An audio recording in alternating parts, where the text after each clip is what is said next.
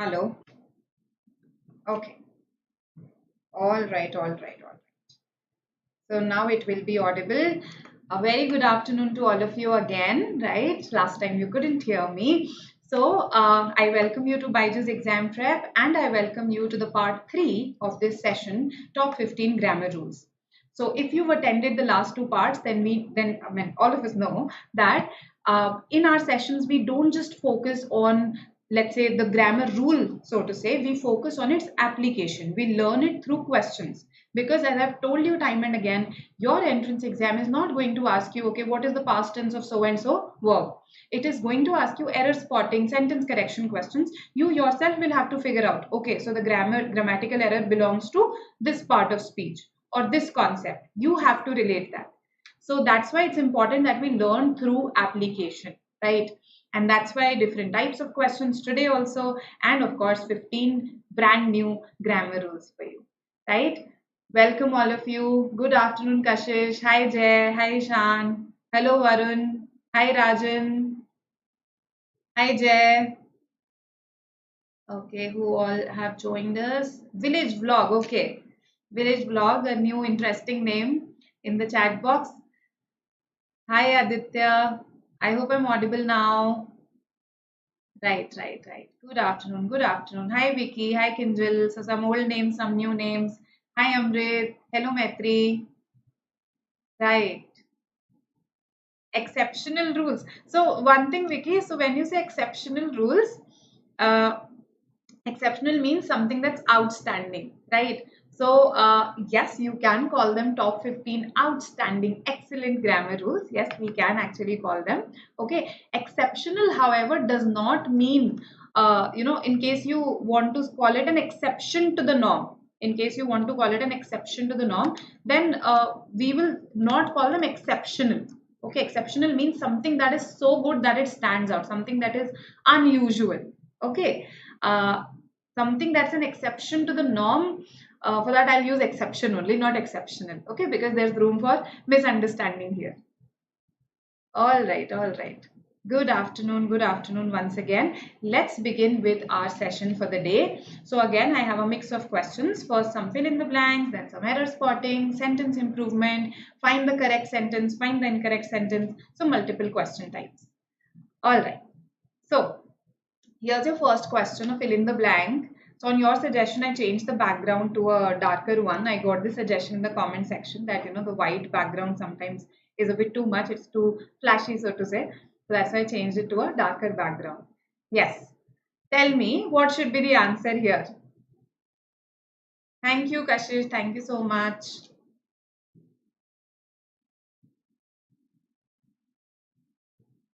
All right. Let's see who answers the fastest. Okay, Varun has answered the fastest. Varun says B. Okay. Others?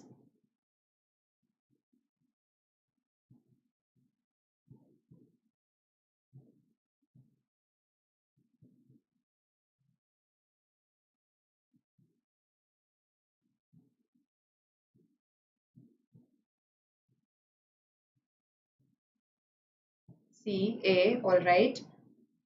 Okay. So Aditya, Rajkumar, Kashish, they say C. Okay, why C?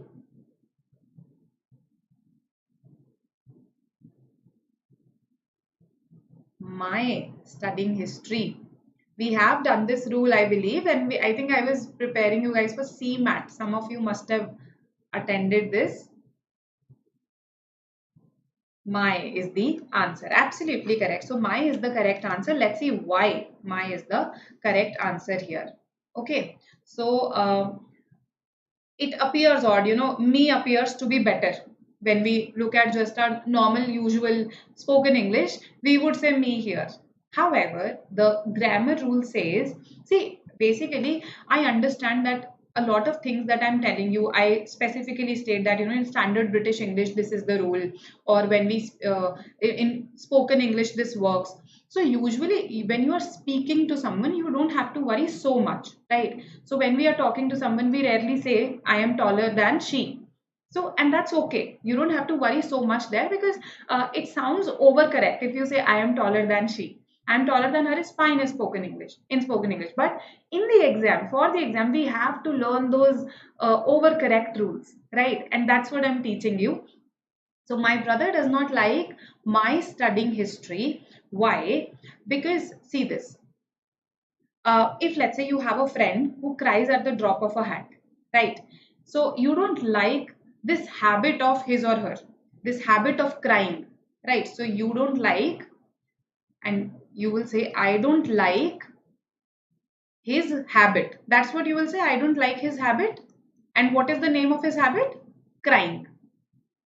So you will say this, no, I don't like his crying. You will not say, I don't like him crying.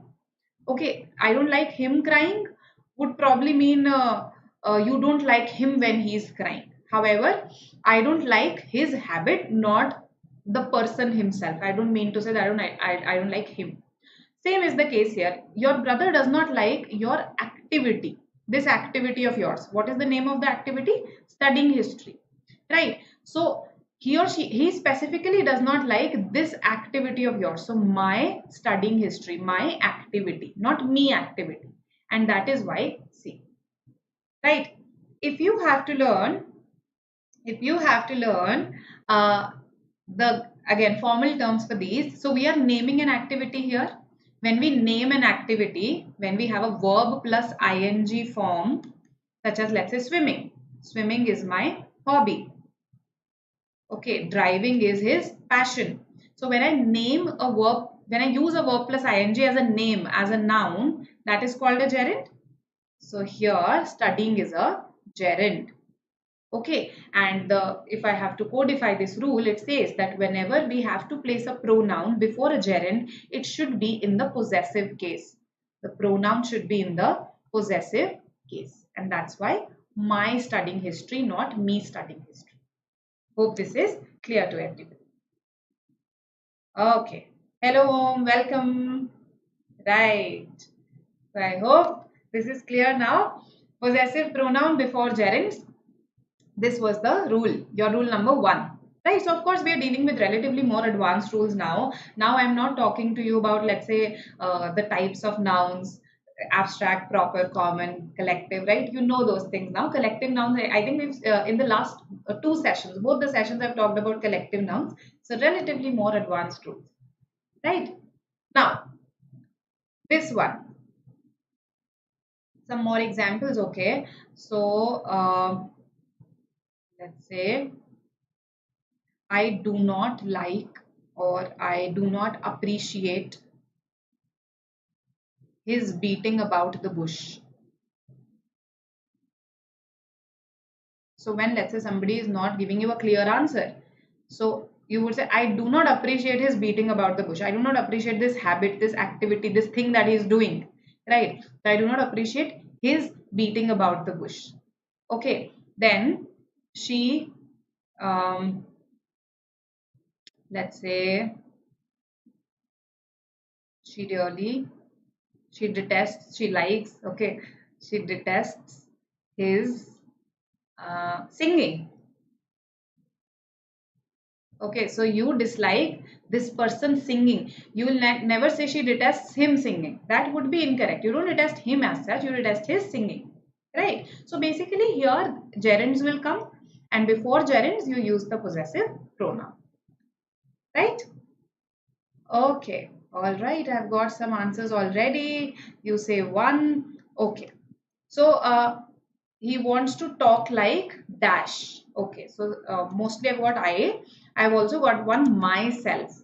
So can you tell me before we answer this, which part of speech is like here? Yes. When I use this like for comparison, for saying similar to, for saying identical to, which part of speech is it functioning as?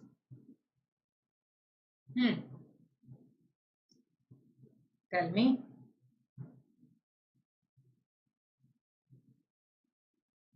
Is it okay?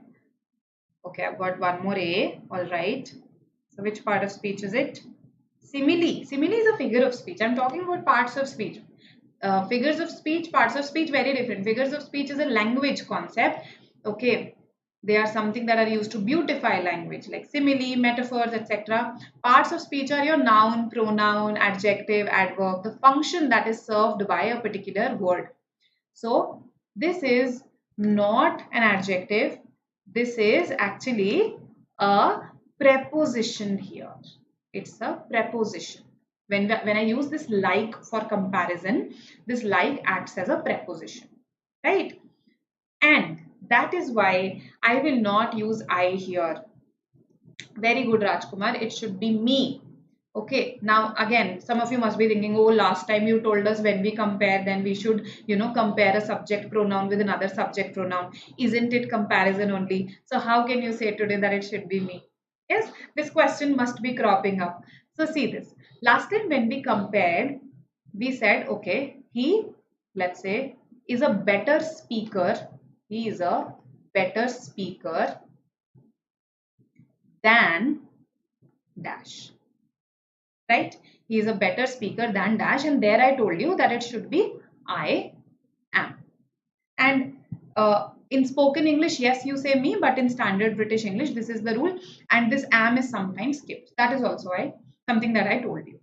Now here it is correct, because here if you see, there is no action that is happening in this sentence. Is there any action happening? He is not currently speaking. He is a speaker. It's his state of being. It's his state of being. Right. So he is a better speaker than I. When there is no action happening, the concept of an object does not arise. Because after all, what is an object? It is the receiver of an action. Object is nothing but the receiver of an action. So no action means no object. Right.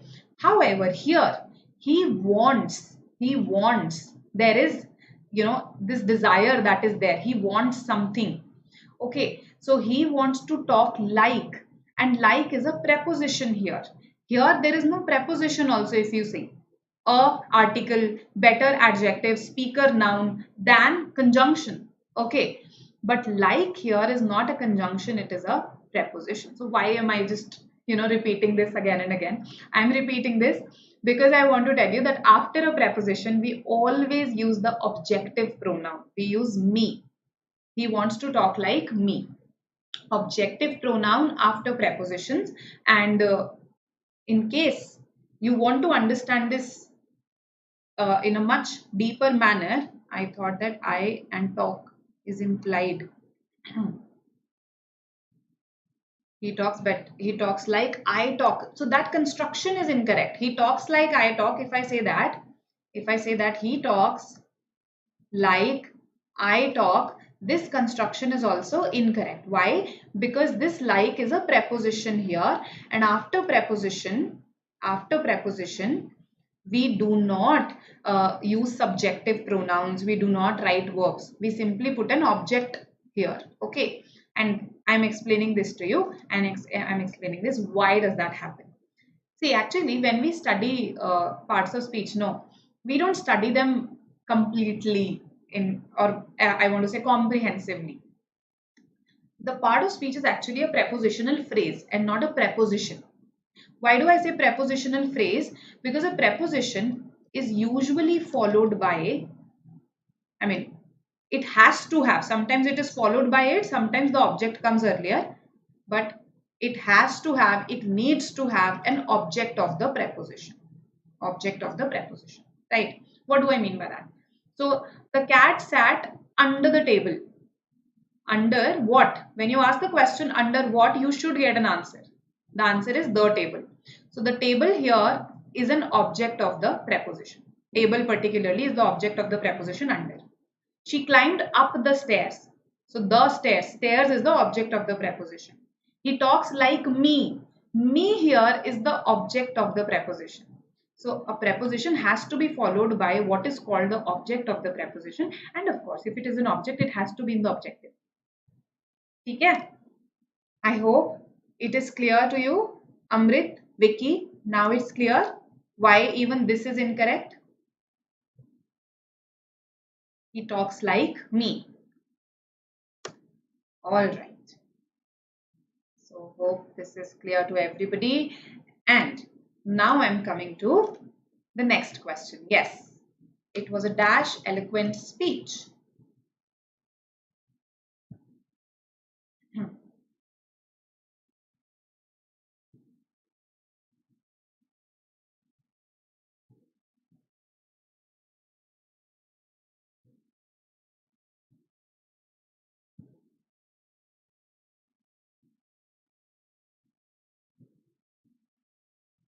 Okay.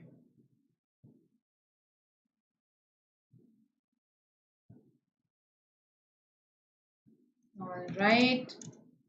So I've got some responses. I need more.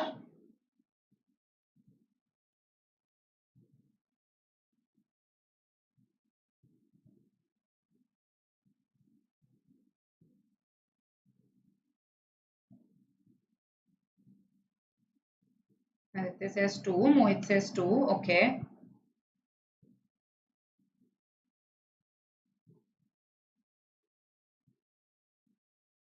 All right.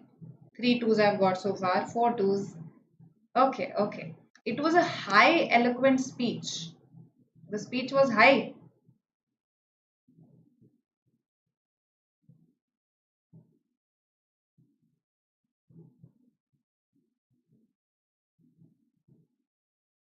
Okay.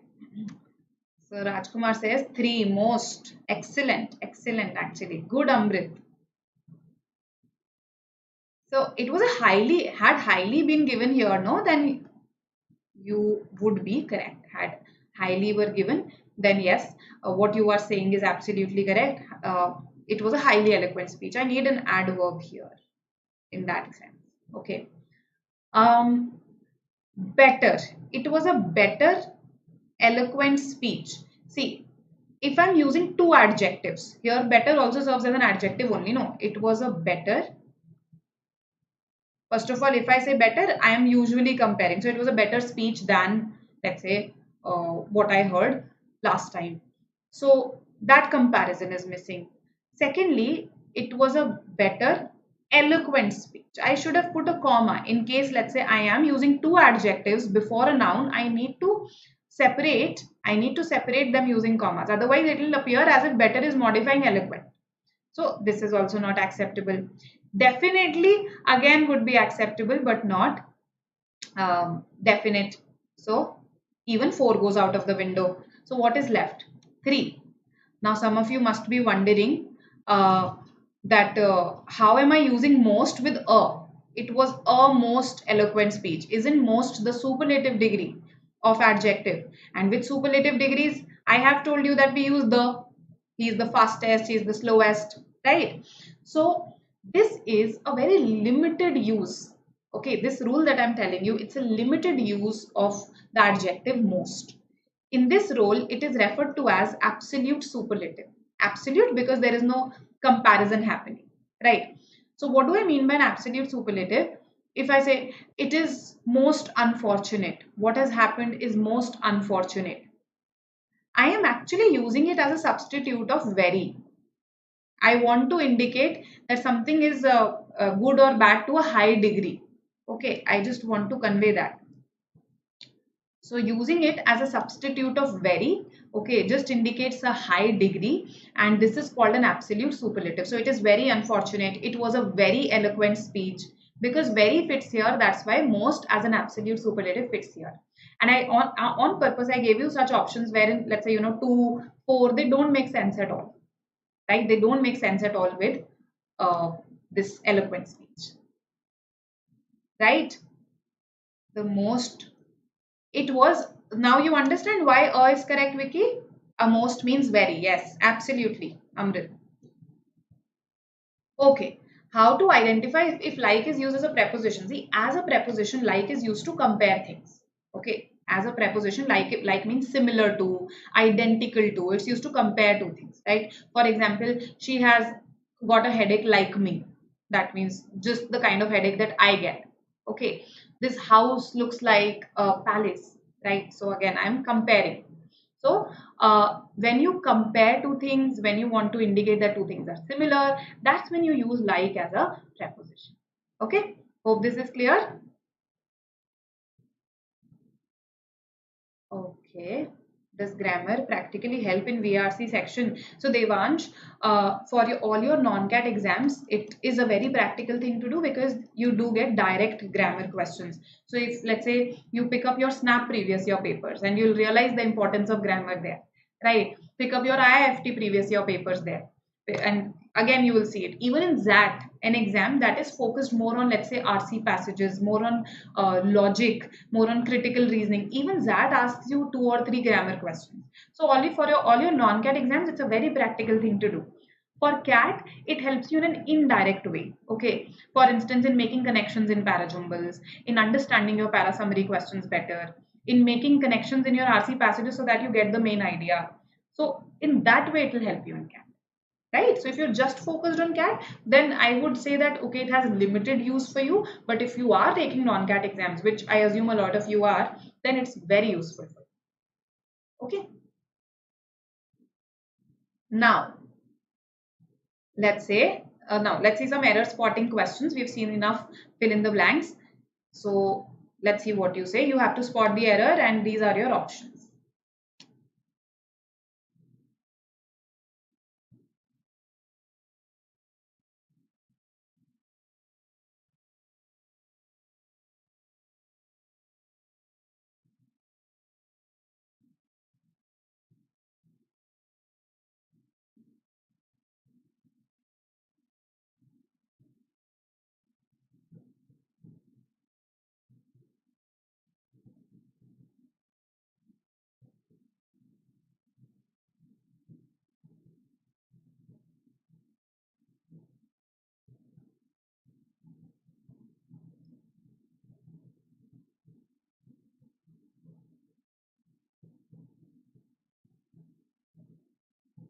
Okay, let's see what you say. Yes, if you are enjoying the session, then please do press the like button. Okay, I've got a lot of fours, A or D. Absolutely correct. So this is a parallelism question, right? Parallelism will be a new concept for, I think, almost all of you, right? Because in our junior classes, we are not taught modifiers and parallelism. This is something that you learn when you prepare for some entrance exam. It's a combination of grammar as well as logic. Grammar plus logic, right? Why logic? Because you have to identify which parts are inconsistent. So if you see here, to tell the truth is always better than lying. So I am comparing two things. The rule of comparison says that comparison happens between similar things, like things, things that are at par with each other. So to tell lying, they are inconsistent because I am comparing two activities, telling the truth and lying. So they should be in the same, they should look the same. They should be in the same part of speech. Either both of them should be gerunds. Telling the truth is always better than lying. To tell the truth is always better than to lie. Even this is correct. So either I change this or I change this, and that is why 4 is the answer, A or D. Right? So, okay. So, hope this is clear. This is, when I say telling and lying, that's a gerund. When I say to tell and to lie, these are called infinitives. Infinitives. Okay, this is the nomenclature. Although nobody is going to ask you in the exam what is an infinitive, what is a gerund, you should know this, that sometimes verbs do not act as verbs in a sentence, and that when this happens, they are called verbals, right? So gerund is a verbal, verb plus ing acting as a noun. Infinitive is again a verbal, to plus the base form of the verb, to plus the base form of the verb, acting as it can act as a noun, it can act as an adjective, and it can act as an adverb also. Okay, that is why the name infinitive, it can take so many parts of speech, right? So parallelism says that there should be infinitive consistency, or gerund consistency. If I use one in the first place when I'm comparing, and the second in the second place, then that's inconsistent. Okay, hope this is clear to everybody. To tell the truth is better than to lie, or telling the truth is better than lying. Now, let's see this one. I mentioned this in the passing in the last session, so I thought to actually formalize it, codify it for you today. Let's see what you say. You have to spot the error. I've just written the fragments, rewritten the fragments here. So tell me what the answer should be. Yes, let's see.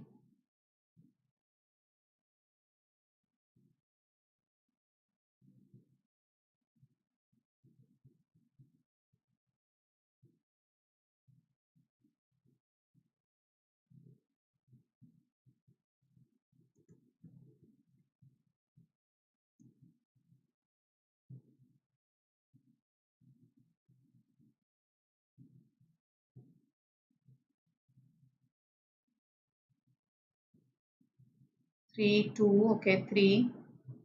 All right.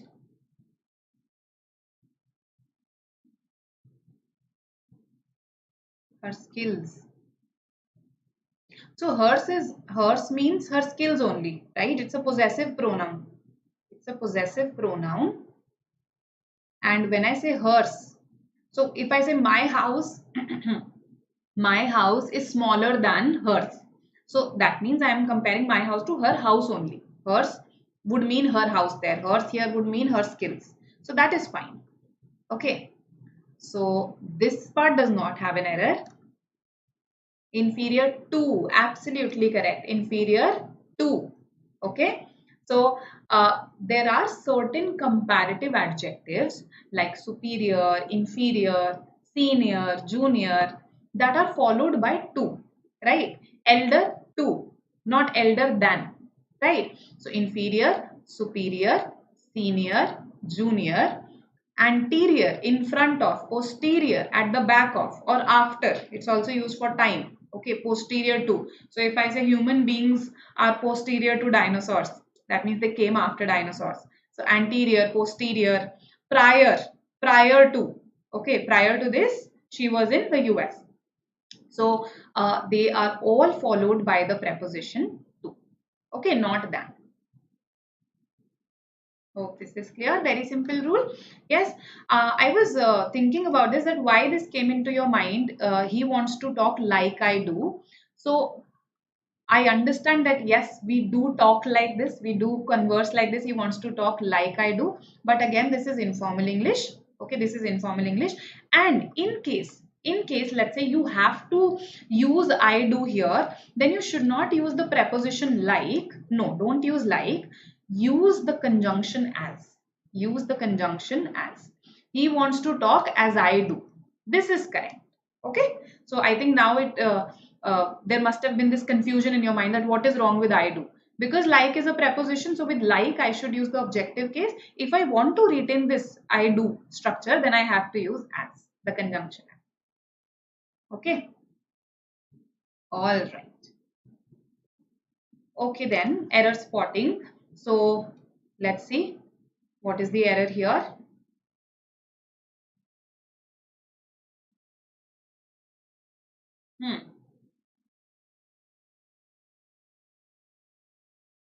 Okay, perfect.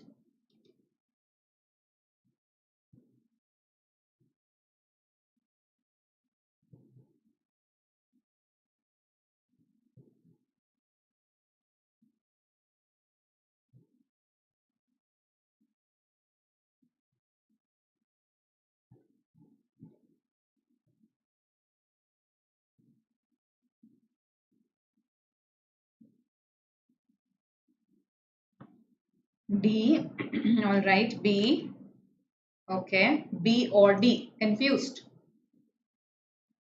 That's why I gave this question, Varun. All right, all right.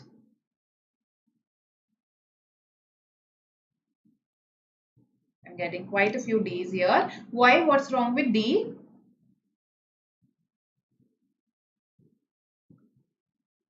Why? What's wrong with D? Tell me.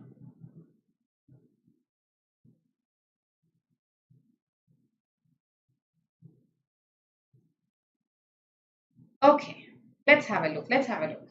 Had here simply means ate. It is the past tense. It is the past simple. Remember, the verb to have means to eat. To have means to eat also. That's one of the meanings. So she ate an early dinner in a way. That's what I mean to say. So she had an early dinner yesterday.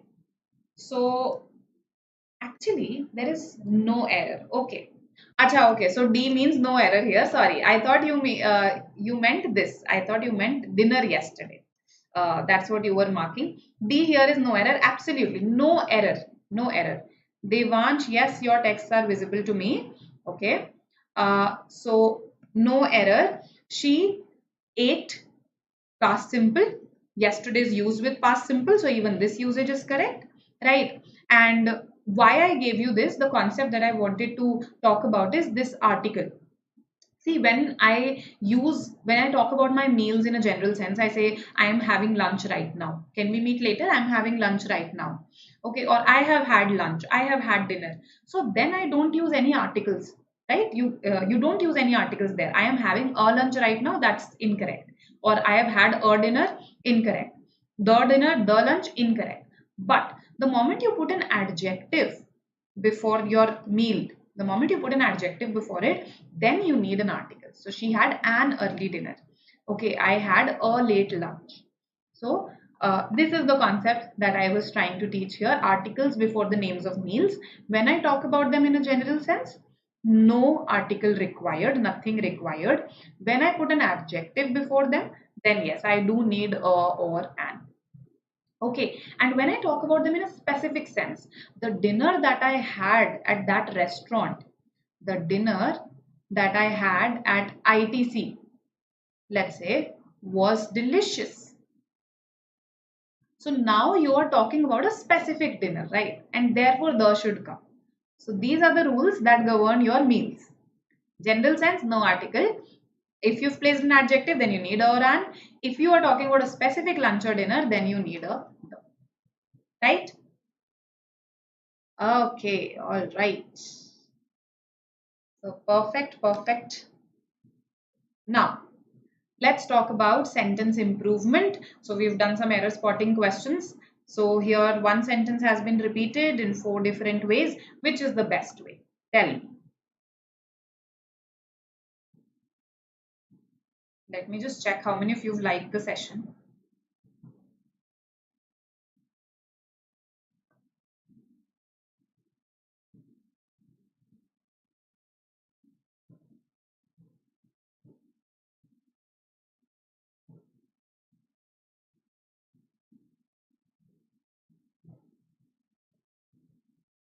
Vicky says 2. All right. Amrit says 2. Okay. Others, let me see what the others say.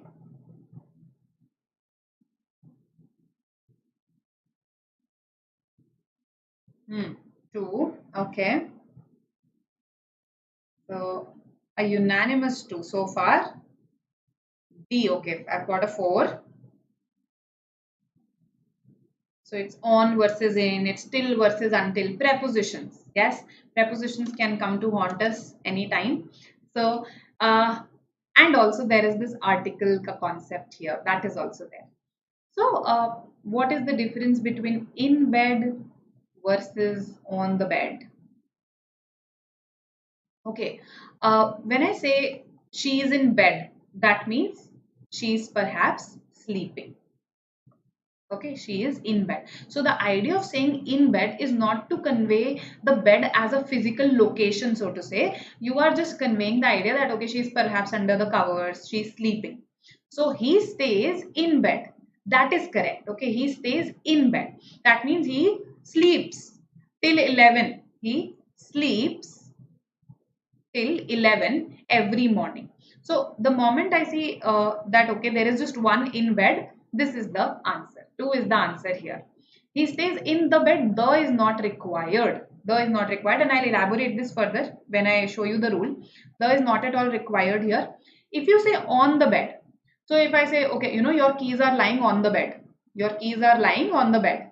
Now I am indicating a physical location, so to say, that it is in contact on the surface of the bed. That's what I mean to say. So this is not used for the activity of, let's say, sleeping as such, and that's why this is incorrect, and this with the is incorrect. Right? Okay. Yes, under the covers. Absolutely, absolutely. Thank you, Amrit. All right. So, two is the answer here, and we should have used in here. In versus on convey very different meanings here when it comes to the noun bed. Till versus until, no difference at all. Okay, no difference at all. This was just to confuse you. Okay, both indicate a limit. Okay, till 11, that means up to that time, up to that time. So till versus until, no difference. Now, when is this the not required? Yes, articles can be complex. So when you talk about these things that I've mentioned, when they are being used for their primary purposes, for their primary purpose. For instance, if let's say as a student you went to school, you used to say, I'm going to school. I'm going to school. You never said I'm going to the school. I'm going to school because you were using the school for its primary purpose, studying. I'm going to college. My aunt is in hospital. We don't say she's in the hospital. We say is in hospital. That means she is the one who has been hospitalized. That means she has been hospitalized. If let's say, however, she is just attending to my uncle who has been hospitalized, then I would say, oh, she is in the hospital with my uncle. She is in the hospital with my uncle. Right? So when I say in hospital, that means she is the one who's been hospitalized. When I say he is in prison, okay, he is in prison or he went to prison, that means he has been imprisoned, right? She went to bed, she's gone to sleep, she is in bed, she's sleeping. Okay, I'm going to church, that means I'm going to pray, I'm going to temple, I'm going to pray. So no the is required in such cases when you're talking about these places for their primary purpose. And you have to learn this list, okay? No other recourse, you have to learn this. Okay, all right. So I hope this is clear to you. These three rules here, till versus until, no difference, in bed, on bed, okay, and the is not required when we talk about places for their primary use, right? Primary purpose. Okay, let's have a look at this one. Three sentences are given to you. These are your options. Tell me which one is correct. Yes.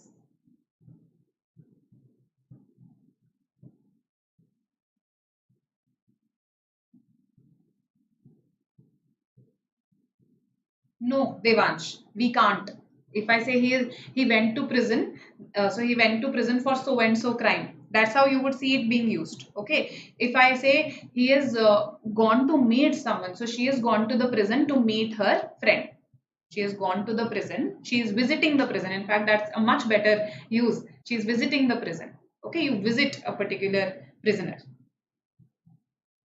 He is in prison. He is in prison means that he has been imprisoned. Okay, there. He has been incarcerated there. Okay, I've got B. I've got three B's in fact. All right. Then I've got two C's also. Okay. So B versus C it is. B versus C. Okay. All right. All right. Let's have a look. Beside dancing, he also likes to sing. Okay. So two errors here. One is a preposition error. Beside means next to. Next to. You know, again, it indicates a physical location. So she sat beside him. However, here I want to say in addition to. In addition to. That's what I want to imply. The preposition for that is not beside, it is besides. Right. So one is unfortunately not correct. Okay, those who are saying C, no, one is incorrect. C, E, A, these are eliminated. It's B versus D actually. So it all comes down to two. Here is the watch. Here is the watch that you asked of. Is this preposition correct here? Asked of? Yes. Asked, basically, let's say if you wanted this watch, we say, if let's say you requested for this watch, I should say here is the watch that you asked for. If you just inquired about this watch, okay, you know, I used to have this watch, so you asked about that watch, but asked of, no. If I ask something of you, If I ask something of you, what does that mean? This is all that I ask of you. What does that mean? This is all that I request from you. This is all that I request from you. So you ask of someone. You ask of someone. Okay, you ask something. So this is all that I ask you for. Okay, you ask something of someone. Here you just want that word. So if you want, so for instance, when I say, the manager is asking for you, that means he's actually calling you to his or her cabin, right? So ask for is that you want it, you want that thing. Ask about, you are inquiring about that thing. Okay, ask something of someone, basically you want a favor from that person. That's the idea. So that's how they're subtly different. And you don't ask of a watch, right? You ask for a watch or you ask about a watch. Hope this is clear. And that's why this is incorrect. So good. For is the correct one. Okay. Do I also? Yes. One also has that error. Sorry, I kind of skipped that. Besides dancing, he also likes singing. Besides dancing, he also likes singing. Okay, and you can't say besides to dance. You can't say that besides to dance. This is an incorrect construction. Okay, so it should be besides dancing, he also likes singing. Okay, so our answer here is only 3. Now you must be thinking, how is 3 correct? Yes, so many. How can I use or like this, or art, or language? So this is the common misconception that students have, that or can be used only when there are two alternatives, two choices. No, or can be used even when there are multiple alternatives. Now some of you must be thinking, but why have we then begun this again, begun a new clause again here? Because this is one series and this is another. This is saying something different and this is saying something different. So she may do two things. She may choose to study or join business. Okay, or she may choose to become an entrepreneur. So study what all? That I have mentioned. The other option, a different option altogether is joining business. And that's why we have begun another clause here. Or she may join her mother's business. Right? Hope this is clear. So now I have some queries. That's why, no, Pragya, that's why I've repeated she. Or she may join her mother's business to indicate that this is one list. This is one list and these are all the items in this list. Now here begins another alternative. So this is A, this is B, this is A1, A2, A3. That's how it works. Right? All right. I hope this is clear. Why we have repeated, why we have another clause altogether. So this is option A. This is option B. Within A, we have A1, A2, A3. Right? So this is correct. So our answer here is only 3. And again, this is an advanced concept that I'm teaching you today because I realize that you understand the basic ones now. You've been attending sessions for a while now. Beside versus besides, clear. These are phrasal verbs: ask of, ask for, ask about. So it's as much a vocabulary concept as it is a grammar concept. Phrasal verbs lie at the intersection of the two. And or can join several alternatives, even two separate series. Okay? All right. Coming to this, find the incorrect sentence here.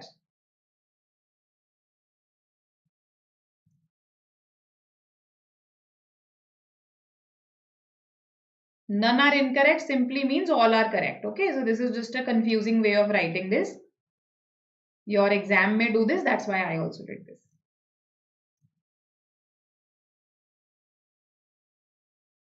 Let's see what you say. Okay.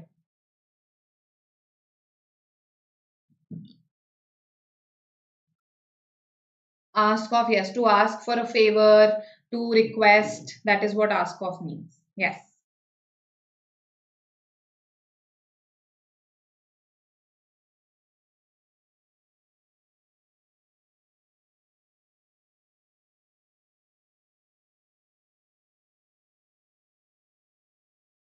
A, all right.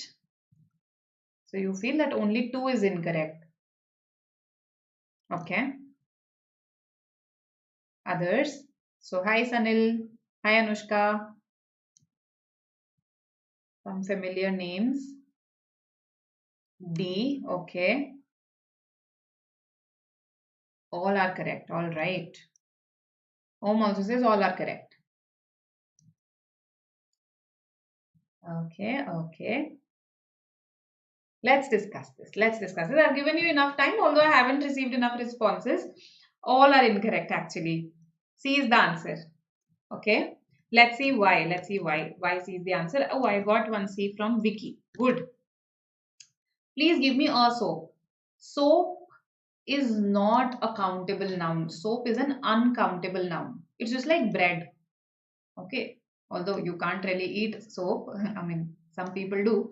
But bread, just like, bread when it is manufactured by the baker, it is one single unit, as in, then the baker divides it into loaves. Same things happen with the soap also. Okay. It is divided into bars. That is why, we call it a bar of soap. Bar of soap. Okay, so a piece of soap, a bar of soap. So soap is uncountable because it is weighed. Earlier again, when you, if I don't know, you can ask your grandparents about this, that earlier when they used to buy soap, they used to cut it into bars at home. They would buy this block that would be sold by weighing it, and then they would cut it at home, right? So soap is uncountable, right? And a soap therefore is not acceptable because as an article, when it means one, it is used only with countable entities. So a bar of soap should have come here. Please give me a bar of soap, right? So one is incorrect. Sceneries, this plural does not exist. Scenery again is uncountable. Scenery again is uncountable. It's just that sometimes, in our mother tongue, we tend to use it as plural. In Hindi or in some other languages, when we talk about multiple views, we tend to use sceneries. But that is again incorrect. Scenery. When you talk about the scene, the views, multiple views of a place taken together, you see the scenery here is very good. So 2 is incorrect. Advice, we have discussed this multiple times. Actually, you shouldn't have made an error here.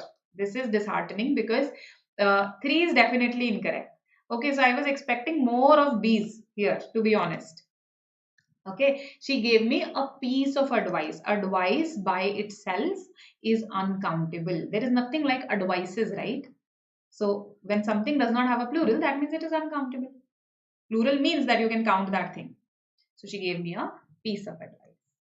Soap, advice, uncountable. Bar of soap, correct. Absolutely. A cake of soap. We can also say a cake of soap, correct. Then bar of soap, okay, okay. All right. Scenery, no plural form. No plural form. No, nothing like sceneries. Okay. Sabun tikya. Yes. Tikya is the bar. 3 is so normal. Yes, 3 is normal in informal speech. She gave me an advice, but she gave me a piece of advice is what we should say, I think, in our spoken conversations also. No, no, no. No word like sceneries. No, scenery. Okay. So all are incorrect here. This was simply your countable versus uncountable nouns. We have been talking about it for a number of sessions. But yes, the more countable and uncountable nouns you are aware of, the better you attempt these questions. Now, let's have a look at this one. Yes. Let's see what you say here.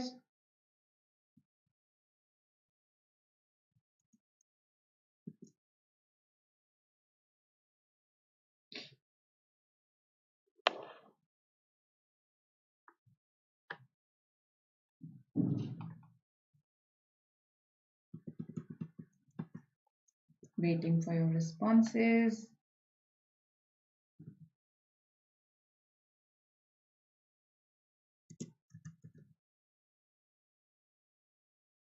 I've got 2, 2, 1. Okay. So Kashish is back. 2, 2 and 1. What else?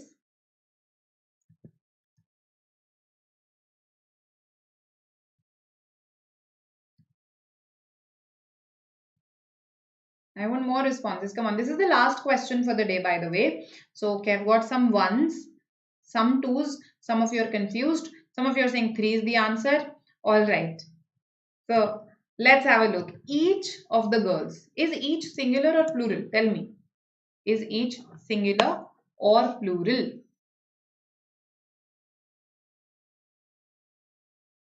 So, we have done this earlier as well, that each is singular.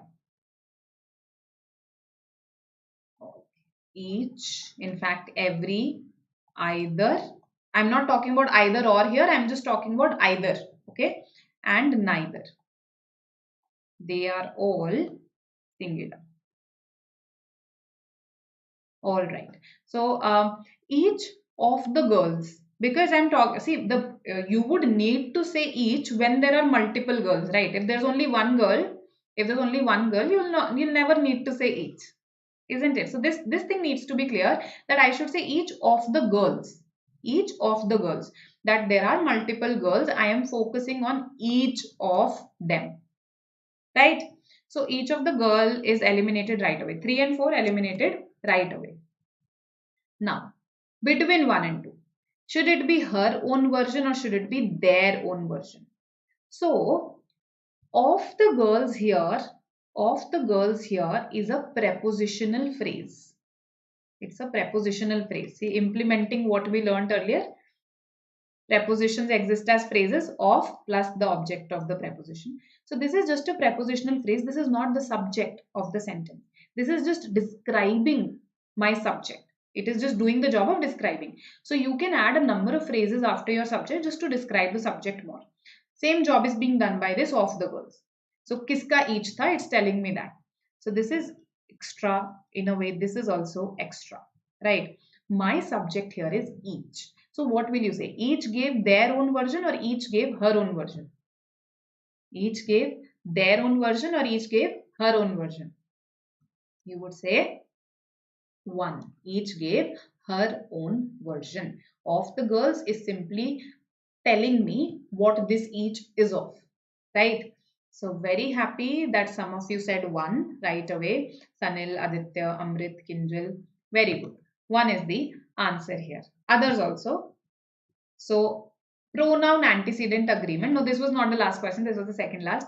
Pronoun antecedent agreement. Antecedent means what does the pronoun refer to? So that is the antecedent of the pronoun. So here her referred to each and it had to be her. There cannot refer to each. There is plural, each is singular. So pronoun and antecedent should agree with each other in number, in gender, in case. Okay, we could not say his here. We were talking about girls. Okay, so this is how they should agree with each other. Similarly, a case means object and subject. Objective and subjective case. So this is clear and we can proceed to our last question for the day. Yes, Anil, tell me. So this is the last question. Meanwhile, Sanil, you can tell me about your doubt. Yes.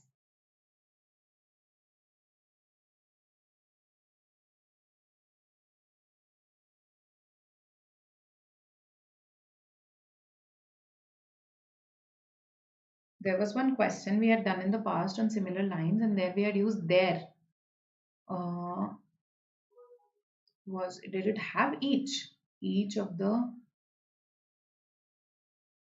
Oh, I think you're talking about this. Each of the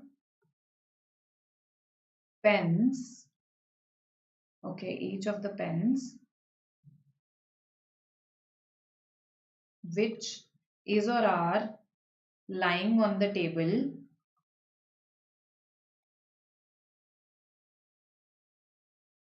is or are mine. Okay, I remember I gave you this question in one of the sessions where I combined two concepts, that of each and that of the relative pronoun, right? See, the relative pronoun refers to a noun that comes before it, right? So basically, when I say lying on the table, I am talking about all the pens that are lying on the table. So each of the pens, which pens is plural, which are lying on the table. each of the pens, now this is additional information which are lying on the table, is mine. So now again see, with each you have agreed. Your verb agrees with your subject. This is additional information, no? This is additional information. So your verb agrees with your subject each. It is singular only. But which refers to pens here, and that's why it should be are. Okay, so that's the question that I remember. What is the use of need? Need as a separate word? Or do you mean underneath? In underneath you are talking about? So it's a basically beneath, underneath. When we say that, they are just words, okay? They mean under, they mean underneath. Beneath and underneath, they actually mean the same. Okay, beneath and underneath. Okay, and here I've got some responses. C3, all right. So C3, okay. Let's have a look. I am not one of those who believe everything they hear. Absolutely correct. Absolutely correct. Okay, so it's just a word. I haven't ever looked at the etymology. If I go back to the etymology, I think need should also have something to do with under or beneath only. Okay, something in lines with that. Okay, why not just under? Because just like it's like until versus till, right? So you can say why not just till? Why do I need that un before it? So they are just two words for conveying the idea, conveying the same idea. Similarly, underneath, beneath, they convey the same idea, right? And under, yes. For instance, the pen. Okay, we need to find out what lies. We need to find out. See this sentence. We need to find out what lies underneath. Okay. So basically, let's say you're investigating a case and you say we need to find out what lies underneath. So here you're using it as an adverb. What lies where? What lies underneath. But you can't say we need to find out what lies under. You have to say we need to find out what lies under this. Right? So under you use mainly as a preposition. But if I talk about underneath, it sometimes is used as an adverb. That means you can end the sentence after it. You need not have an object of the preposition. Okay, so that's one difference. Otherwise, in terms of meaning, underneath also means under. Beneath also means under. Right? Okay. Coming to, yes. Explaining this question, let's have a look. I am not one of those who. See again, relative pronoun has come into the picture. Relative pronoun has come. So who refers to those here? So if it refers to those, which is plural, it needs to have believe, which is again plural. Right? Believes, eliminated. Then who believe. If I'm using the plural verb here, who believe everything that they hear, right? Everything that they hear, not he or she hears. So I am not one of those who believe everything they hear. Okay, that here is optional. It can be skipped also. That's why I've skipped it. So I'm not one of those who believe everything they hear. Those is plural, believe is plural, they also has to be plural. Clear? Pronoun antecedent agreement only, just that here I had a relative pronoun. I introduced a relative pronoun. I hope this is clear, and that example that I gave, each of the pens which are lying on the table is mine. That is also clear to you. Okay. Any other query? Any other question? So in terms of meaning, under, underneath, beneath, they are the same. Underneath can be used as an adverb. Okay, so you can end the sentence on it, but after under, you usually need the object of the preposition. All right, perfect. Then these were the 15 rules for the day. I hope some of them were new for you. Absolute superlative is new for a number of students. Okay, so somehow today the promotion slides have also got formatted in this background only. Yes, I hope you've liked the session. I don't need to repeat that. And do share it with any of your friends who are preparing for any CAT and non-CAT exams, right? And yes, if anything is not clear, if you're watching it later, then you can always comment in the comment section, right? And yes, this is our comprehensive CAT program. These are the details. For any further queries, you can call up our counselors. And yes, what it wants to say, what this slide wants to say is you can follow us on our social media handles.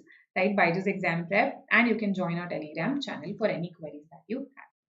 Welcome, Aditya. Welcome. Yes, thank you so much. Welcome, Sanil. Welcome. Thank you, all of you. Bye.